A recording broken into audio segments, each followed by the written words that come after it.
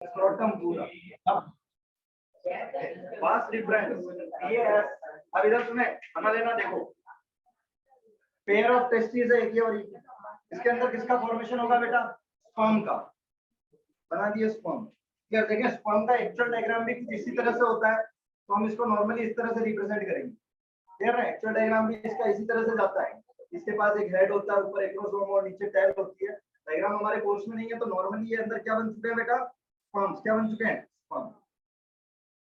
कोई दिक्कत? ठीक है। अब देखो, ये तो हो गया प्राइमरी सेक्स ऑर्गन। ये मैंने जो पूरा डायग्राम बनाया है, ये किसका बनाया बेटा? मेल रिप्रोडक्टिव सिस्टम का। तो मेल रिप्रोडक्टिव सिस्टम में मैंने दो ऑर्गन बताया, प्राइमरी सेक्स ऑर्गन और सेकेंडरी। प्राइमरी सेक्स ऑर्गन हम पूरा डिटेल में पढ़ चुके हैं, टेस्टिस अब बात आती है secondary sex organ. Secondary sex organs gamete नहीं बनाएंगे, और कुछ और फंक्शंस हो सकते हैं। देखें, यहाँ से इस गैमेट को, जो मेल गैमेट बना है, क्या इसको मेल की बॉडी से रिलीज करना है? तो अब यहाँ टेस्टिस से क्या पाथवे फॉलो करेगा?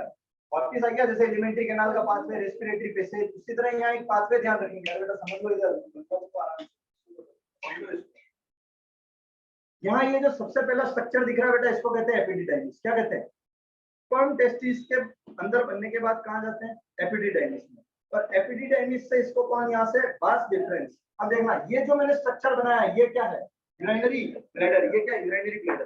ध्यान से देखिए, यूरिनरी ब्लैडर में ये क्या आ रहा है? यूरेटर। कहाँ से आ रहा है? किडनी। ऊपर से आ रहा है, कहाँ से आ रहा है? किडनी से आ रहे हो। किडनी से क्या लेके आ रहे हैं? यूरिन। क्या लेके आ रहे हैं? यूरिन। अच्छा सुनना, यूरिनरी ब्लैडर से जो ट्यूब निकलती थी उसको क्या कहते थे? कहीं बने मैंने यूरेथ्रा।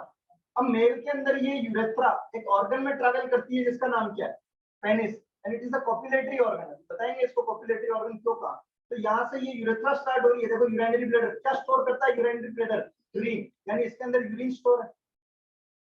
देखो दिक्कत, कौन लेके आया? यूरेटर किडनी से। और ये कहाँ कनेक्ट हो रही है? यूरेथ्रा में। अब यहाँ से देखना इसकी पोजीशन किस तरह से हो। आपके एनसीईआरटी में जो डायग्राम दे रखा है वो इस तरह का व्यू दे रखा है, और हमने फ्रंट व्यू बनाया। बनाने के लिए आ जाए तो ये वाला डायग्राम बना के आएंगे, लेकिन एनसीईआरटी के डायग्राम की मार्किंग कौन सा पॉइंट किसको रिप्रेजेंट कर रहा है, समझ लो। इसमें आदमी का इस तरह से टीएस लिया एलएस, और ये फ्रंट व्यू है। कैसा व्यू है? फ्रंट, यानी कोई इस तरह से देखा। तो ये फ्रंट व्यू है। यहाँ से ध्यान से सुने, क्या कनेक्शन है। जब वास्ट डिफरेंस ऊपर की तरफ जाती है, तो क्या ये टेस्टिस एब्डोमिनल कैविटी से बाहर है? लेकिन यूरिनरी ब्लैडर तो एब्डोमिनल कैविटी के अंदर है, यानी कि क्या ये वास्ट डिफरेंस एब्डोमिनल कैविटी के अंदर एंटर करेगी? ये टेस्टिस से एपिडिडाइमिस, एपिडिडाइमिस से कौन निकल रही है? Vast difference. यानी ये मैं कह सकता हूं it ascends towards the abdominal cavity. Ascend मतलब ऊपर की तरफ जाएगी, और ऊपर की तरफ जाने के बाद ये इस यूरिनरी ब्लैडर को रैप करेगी। क्या करेगी? यानी इसके ऊपर, इसके अंदर नहीं एंटर करेगी। अंदर तो कौन एंटर कर रहा है? यूरेटर, क्योंकि यूरिन लेके आ रहा है। ये इसको ऐसा फोल्ड करेगी, जैसे ये यूरिनरी ब्लैडर है। नीचे से कौन आ रही है? Vast difference. ये वास्ट डिफरेंस आके इसको क्या करेगी? इसके ऊपर से ऐसे निकले। यार क्या इसी तरह दूसरी आएगी? अभी ये दोनों भी कहां जाके अटैच होगी? यूरेथ्रा में। यूरेथ्रा मैंने बताया था, it is the common passage for urine and sperm. Obviously it is the common passage for urine and sperm, क्योंकि देखें यहाँ से यूरिन, यूरिनरी ब्लैडर से यूरेथ्रा कनेक्ट है, और ये यहाँ से रैप होते हुए सीधी कहां जाके कनेक्ट होगी? यूरेथ्रा में। वास्ट डिफरेंस क्या लेके आ रही है? स्पर्म। और यूरेटर इधर से क्या लाएगा? यूरिन, जो कहां रिलीज किया था? यूरिनरी ब्लैडर, और यूरिनरी ब्लैडर से जो ट्यूब निकल रही है उसका नाम है यूरेथ्रा। यहाँ तक कोई दिक्कत? तो कोई कहते हैं वास्ट डिफरेंस क्या यूरिनरी ब्लैडर के अंदर एंटर करती है? नहीं करती, केवल उसके ऊपर रैप करती है, और रैप करते हुए आगे की तरफ आके किससे कनेक्ट होती है? यूरेथ्रा से। और यूरेथ्रा एक लॉन्ग ट्यूब है, और ये मेल के अंदर ट्रैवल करती है ऑर्गन के अंदर, और उस ऑर्गन का नाम है पेनिस। अब यहाँ से तुम्हें दो चीजें और दिख रही है। एक तो दिख रहा है ये सेमिनल वेसिकल, और एक दिख रहा है यहाँ से ये प्रोस्टेट। एक और चीज ये,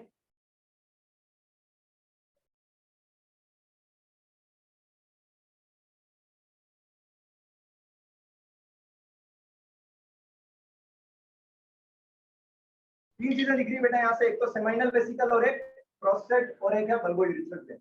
बेटा देखें, ये अपनी, ये यहाँ पे ग्लैंड्स है। ये क्या है? ग्लैंड्स। अब होगा क्या यहाँ से? सुने ध्यान से, यहाँ क्या बने? स्पर्म। यहाँ तक पहुंचेंगे, ये स्पर्म यूरेथ्रा में जाएंगे, जिससे पहले ही ये सेमाइनल वेसिकल और प्रोस्टेट ग्लैंड अपना सीक्रेशन किसके अंदर है? रिलीज कर देंगे, स्पर्म। यानी कि वास्ट डिफरेंस के अंदर।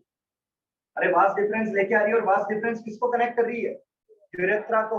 यहाँ से टेस्टिस, एपिडिडाइमिस, वास्ट डिफरेंस किसमें कनेक्ट हुई? यूरेथ्रा में। तो ये वास डिफरेंस यूरेथ्रा में कनेक्ट होगी, जिससे पहले अच्छा वास डिफरेंस के अंदर क्या स्पर्म आ रहा है, तो ये वास डिफरेंस यूरेथ्रा में कनेक्ट होगी, जिससे पहले ये दोनों ग्लैंड सेमाइनल वेसिकल और प्रोस्टेट अपना जो सीक्रेशन है वो किसके अंदर रिलीज कर देंगे, वास डिफरेंस, यानी वो सीक्रेशन क्या स्पर्म के साथ मिक्स हो जाएगा, फिर तो अब वो स्पर्म नहीं था, सर उसको क्या बोलेंगे, और इनके क्या सीक्रेशन थे और क्यों रिलीज किया, इसका रीजन सुने। तो देखना यहाँ से मैं कहूंगा sperm plus secretion of glands, sperm plus secretion of glands, कौन सी gland, seminal vesicle and prostate. अब ये बन चुका है बेटा सीमन, क्या बन चुका है सीमन। अब सुनना सर इनके सीक्रेशन में ऐसी क्या बात होती है, इसके सीक्रेशन में होते हैं glucose, fructose, amino acids, calcium, क्योंकि स्पर्म को बहुत ज्यादा न्यूट्रिशन चाहिए, क्लियर है, बहुत ज्यादा एनर्जी चाहिए और बहुत ज्यादा न्यूट्रिशन चाहिए, तो ये सारी चीजें जैसे ग्लूकोज हो गया, फ्रक्टोज हो गया, कैल्शियम हो गए, आयंस हो गए, ठीक है, ये सारी चीजें ये सेमाइनल वेसिकल और प्रोस्टेट कहाँ रिलीज कर देती है, वास डिफरेंस के अंदर। क्या ये सारा सीक्रेशन स्पर्म के साथ मिल गया, और अब इसको हम क्या बोलेंगे, सीमन, क्या बोलेंगे, सीमन, समझ सीमन। एक्चुअल में यहाँ से रिलीज कौन होता है, सीमन, जनरल वे में हम बोल देते हैं क्या रिलीज हो रहा है, स्पर्म्स, तो मेन कंसेप्ट ये कि क्या रिलीज हो रहा है यहाँ से, सीमन। तो इन दोनों ग्लैंड्स का फंक्शन समझना है। अब एक चीज सुनना, फ्रक्टोज ह्यूमन बॉडी में और कहीं नहीं, केवल और केवल किसके अंदर मिलता है, सीमन के अंदर, क्योंकि वो फ्रक्टोज यहाँ से बनाता कौन है, ये दोनों सेमाइनल वेसिकल और प्रोस्टेट। तो रेप केसेस में और इनमें यहाँ से वेजाइना में डिटर्मिनेशन होता है कि अगर फ्रक्टोज प्रेजेंट है मतलब क्या प्रेजेंट है, सीमन, क्योंकि फ्रक्टोज बॉडी का कोई भी सीक्रेशन नहीं है, ग्लूकोज मिल जाएगा, हर चीज मिल जाएगी, फ्रक्टोज पहली बार तो बॉडी में बनता भी नहीं है, कहीं भी नहीं बनता, केवल एक जगह बनता है यहाँ पे, और ये अपना सीक्रेशन सीमन में रिलीज करता है, यानी एक बहुत न्यूट्रिटिव फ्लूइड है कौन, सीमन, क्योंकि इसके अंदर फ्रक्टोज शुगर है बॉडी में, फ्रक्टोज, ग्लूकोज, कैल्शियम, आयंस, सारी चीजें किसके अंदर प्रेजेंट है, इस सीक्रेशन के अंदर। ये क्या बन चुका है बेटा, सीमन, क्या बन चुका है, कोई दिक्कत, ठीक है। जब हम आगे की तरफ बढ़ते हैं तो हमें देखो ये यूरेथ्रा कंटिन्यू हो रही है किसके अंदर, पेनिस के अंदर। अब पेनिस को कॉपुलेटरी ऑर्गन बोला जाता है, क्या बोला जाता है, कॉपुलेटरी ऑर्गन। तो कॉपुलेटरी ऑर्गन का मतलब समझे, यहाँ से दो तीन वर्ड आएंगे, जैसे फर्स्ट है इंटरकोर्स, इसके साथ एक और वर्ड क्या बोल सकता है, कॉपुलेशन, या अगर मैं इसका एक डेफिनेशन बनाना चाहूँ तो उसके लिए मैं बोल सकता हूँ इंसर्टिंग पेनिस इनटू वेजाइना,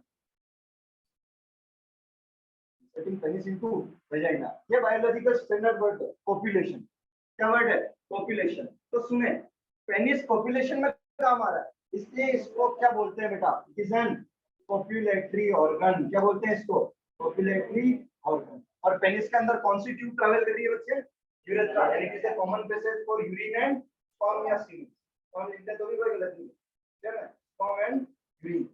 समझ में आया इसको कॉपुलेटरी ऑर्गन क्यों बोला, दो वर्ड है, इंटरकोर्स या कॉपुलेशन, यानी inserting penis into the vagina और performing a sexual activity, this is called as copulation. So obviously penis क्या है, कॉपुलेटरी ऑर्गन है। पेनिस कौन सा ऑर्गन है, कॉपुलेटरी ऑर्गन। यानी सुने क्या पेनिस के थ्रू ही जो स्पर्म है वो वेजाइना के अंदर डिस्चार्ज होगा, यस ऑब्वियसली यहाँ से इंसर्शन होगा किसका, पेनिस का वेजाइना में, ये कॉपुलेटरी ऑर्गन है, यानी it is responsible for the discharge of sperm into the vagina of female.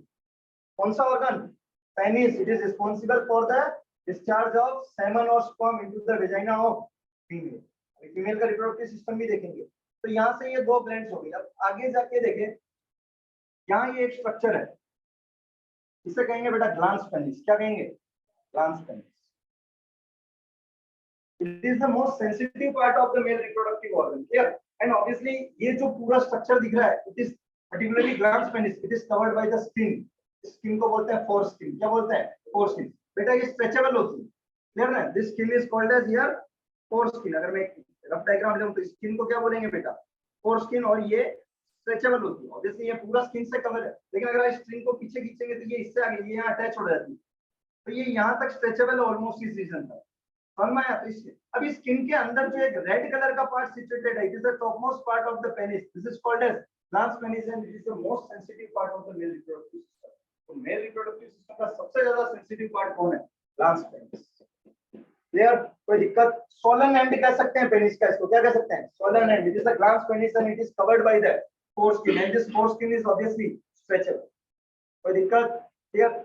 यहाँ पे देखो मैंने क्या लिखा है, इरेक्टाइल यूरेथ्रा, ये पूरा पेनिस है, तो इसके बीच में ये जो टिश्यू नजर आ रहा है, ये कौन सा टिश्यू है, इरेक्टाइल टिश्यू।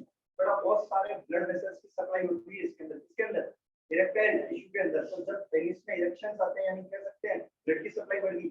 यहाँ कोई भी बोन प्रेजेंट नहीं है, सब मस्कुलर स्ट्रक्चर और टिश्यू से बना हुआ है। किससे बना हुआ है? टिश्यू से। ये इरेक्टाइल टिश्यू है यार, कोई भी बोन प्रेजेंट नहीं तो इरेक्टाइल टिश्यू के अंदर बहुत सारी ब्लड वेसल्स प्रेजेंट होती है। तो अगर पेनिस में इरेक्शन होता है तो क्या मैं कह सकता हूँ कि ब्लड की सप्लाई, हार्ट का कंट्रैक्शन बढ़ रहा है यार। कुछ टेबलेट्स आती है मार्केट में, जैसे इनमें सॉल्ट होता है सेल्डेनाफिल। क्या होता है? सेल्डेनाफिल, जैसे मेनफोर्स है, वियाग्रा है, इनमें केमिकल है सेल्डेनाफिल और इसके अलावा सिमिलर केमिकल्स और आते हैं। सेल्डेनाफिल ये क्या करते हैं? हार्ट बीट को इंक्रीज कर देते हैं। किसको इंक्रीज कर देते हैं? Heart beat. और ये उन वेन्स पे इफेक्ट दिखाते हैं जो ब्लड सीधा कहाँ लेके जा रही है? पेनिस में। कहाँ लेके जा रही है? पेनिस में। तो यहाँ ब्लड की सप्लाई बढ़ेगी तो पेनिस में इरेक्शन होगा। तो यहाँ से ये है इरेक्टाइल टिश्यू, पेनिस। एक ग्लैंड रह गई क्या बेटा? Bulbo urethral gland. कौन सी ग्लैंड रहेगी? Bulbo urethral gland. ये अपना सीक्रेशन, इसके सीक्रेशन मतलब इसका सीक्रेशन किसमें हेल्प करता है? इसका सीक्रेशन हेल्प करता है पेनिस के ल्यूब्रिकेशन में। किसमें? ल्यूब्रिकेशन में, during the time of copulation. Copulation के टाइम फ्रिक्शन रिड्यूस करने के लिए क्या है? नेचुरली पेनिस एक फ्लूइड रिलीज करता है और वो फ्लूइड कौन सी ग्लैंड रिलीज कर रही है? Bulbo urethral gland. कौन सी ग्लैंड रिलीज कर रही है? Bulbo urethral. है कोई दिक्कत? क्लियर? सेमाइनल वेसिकल कितनी है? 2। प्रोस्टेट कितनी है? 1। 2 नहीं है, ये सिंगल है। सेमाइनल वेसिकल 2, प्रोस्टेट 1 और बल्बो यूरिथ्रल 2। कोई दिक्कत? ठीक है, तो ये है पूरा मेल रिप्रोडक्टिव सिस्टम। अब पाथवे सुनें। Testis, epididymis, vas deferens, urethra. और ये यहाँ से क्या है बेटा? Urethral opening. क्या है? Urethral opening. ओपनिंग के लिए बायोलॉजी एक और वर्ड यूज करती है, मीटस। क्या यूज करती है? मीटस। क्या एक और वर्ड यूज करती है? Orifice. Urethral meatus, urethral orifice, urethral opening. Generally ध्यान रखिए ये क्या है? Urethral opening. यहाँ पे यूरेथ्रा ट्रैवल कर रही है, ये पूरा हो गया स्पर्म का passage. It is the male reproductive. पहली कंडीशन के साथ तो पेरेंट्स मान लिए थे, गैमेट बन चुके हैं, स्पर्म। दूसरा क्या बनाना है?